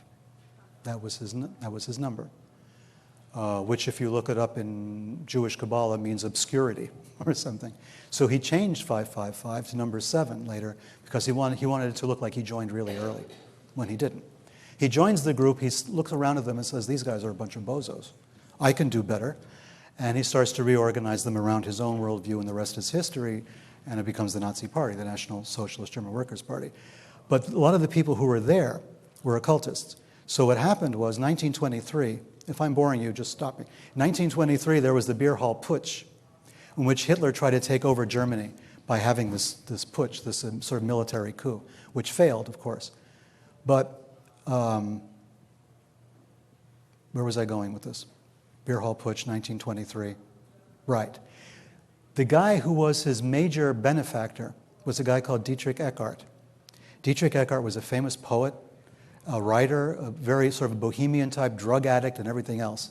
He's everything you'd want in a husband. And Dietrich Eckart was a major financier of Hitler. He taught Hitler how to talk, he taught him how to stand, he taught him all this other stuff, but he was also the bag man. Dietrich Eckart was the guy who got funding for Hitler's party, for the Nazi party. And a lot of the funding came from Henry Ford. He was Henry Ford's bagman for Hitler. Hitler believed that Henry Ford's writings were really great, his anti-Semitic writings. And he had copies of it at the Brown House in Munich. He gave Henry Ford personally a medal, the highest honor that Germany could give to a non-German citizen. He gave to Henry Ford. That same year, he gave one to Benito Mussolini. So we helped to finance this raging, psychotic, occultist, Nazi son of a bitch, We gave them all this money and all this support. So when you're talking about Vril, I tell you, I got a worse story for you than Vril. It's the Tula Society, it's National Socialists, Hitler, the occultists, the swastikas on the helmets, the pitched battles in the streets. It's phenomenal stuff. You go back and read that, it's just crazy stuff. Yes? These are the same guys that were the initial members of NASA and the NSA and all that? You mean the Tula Society people? Well, okay, Werner von Braun, we know, was an SS major, the equivalent of major in our army. He was in the SS. He always downplayed that and said no. But when I say we, the Counterintelligence Corps, made their reports on Dornberger and Werner von Braun and everybody else, they said, don't let these guys into the country. They're nuts. They're total Nazis. They're total unrepentant Nazis. Von Braun kind of sugarcoated it. We were chairmen. We were just obeying orders. And all this other stuff, you know. And we're nice guys, really. We're very nice guys. And what my research showed, when I started researching this really in depth, was that a lot of the scientists were not just rocket scientists. They were medical doctors. They were people who had done horrible experiments on living human beings, you know, during the war. Horrible people. And some of them were doing this because they were believers in the occult superiority of the German race, because they had been told this for decades before the war even started, that there was a eugenic reason why Germany was superior. And part of the problem was this idea of an Aryan race. And the idea of an Aryan race being superior kind of came from Madame Blavatsky and Theosophy, with her root races and her divisions of races. And at the current age, she said the Aryan race is the most developed one, right? So they kind of used that and used a bunch of other stuff, mixed it all together, and got their theology based on that. So you have a lot of really weird stuff happening. And a lot of the people we brought over were true believers. I would never trust somebody who went to that rank in the SS for anything. I wouldn't believe a word they said. I'd be scared to death of them. And I've seen some of them. These people are not to be trusted. And they're unrepentant. When they feel that they're in a secure location and no one's going to say anything, they're going to say, I wished we'd finished the job. They're not going to deny the Holocaust at all. They're proud of it. I'm just telling you that from my own experience talking to them. So, you know. Yes? Who else? Do we still have time? I have one more question. Okay. So my parents were theosophists, and I spent a lot of time in theosophical camp up in the Northwest. And sat in on, because I was not in school and I was being homeschooled, I was sat in on a lot of practical occultism and speeches and things. I never knew that Blavatsky was such a huge influence on the Nazi movement. And I never, because no one ever talked about it, was there any time when the Theosophical Society basically said, or that Blavatsky said, look, this has nothing to do with me, I never said this? No, she died before any of that really happened. She did. So she wasn't around for it. But a friend of mine has a document in his home, which is the original incorporation for the Theosophical Society of New York, but it's the Aryan Theosophical Society of New York. And it has a swastika on it. But this was her people, Olcott, and that crowd around Olcott started this. They really did believe in this idea of the Aryan superiority. The swastika symbol appears in Blavatsky's books, right? Of course, she has a rather innocent explanation for all of that, and that's true. But if you read deeper into Blavatsky, just read the footnotes sometimes, the way she goes on about who are the real Jews and who are not the real Jews. You know, and the real Jews are not the ones in Israel and Palestine, the real Jews are in Afghanistan. And she goes into this whole thing because the Jews in Palestine can't possibly be the real Jews, you know, and on and on. So she gave enough fodder. I don't say she was a Nazi. I think that if she had lived long enough, that might have not been so. But she got involved with nationalist movements in Central Asia and in India. And there's a kind of connection between, extreme nationalism and fascism and Nazism. And, was it Annie Besant, I think, who was in India helping to form the Nationalist Party of India to try to get the British out and all the rest of it, which is a laudable idea, getting rid of the British from anywhere, even from a pub. I applaud anyone who gets a Brit out of a pub. But basically, there is that strain of true believer, we have the right way, everybody else must be brought up to speed or we just ignore them at best. And that strain is there in a lot of groups. We have the secret, we have the truth. And Blavatsky had written so much at such great length what she hadn't plagiarized at great length also, if you're aware. She copied whole sections from other people's books. But at least she did put it all together, and she wrote all of this stuff and had tremendous influence, and people mostly buy the books and not quite read them because they're too big, but they put them on their shelf and say, I'm a Theosophist. But a lot of what she said is kind of problematic for me, and I was criticized. The Theosophical Society went after me when I wrote Unholy Alliance because I mentioned Blavatsky and, you know, in connection with this, and I never said she was a Nazi. As I say, she died long before that anyway. But they really took umbrage at that. You know, they wanted me to take it back. You know, she wasn't a Nazi, and I never said she was. But her writings did give them a safe space to work in, you know, where they said, well, these people think so, and Guido von List, the other major thinker, would say these things, and Lanz von Liebenfels, the Order of the New Templars, he wrote these occult magazines that Hitler devoured.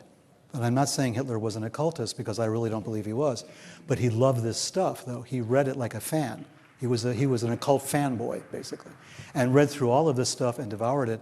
And Lanz von Liebenfels actually gave him free copies when Hitler showed up destitute, but wanted to talk about Aryan races and root races and, you know, occult powers and the Jews versus the Aryans and all the rest of it.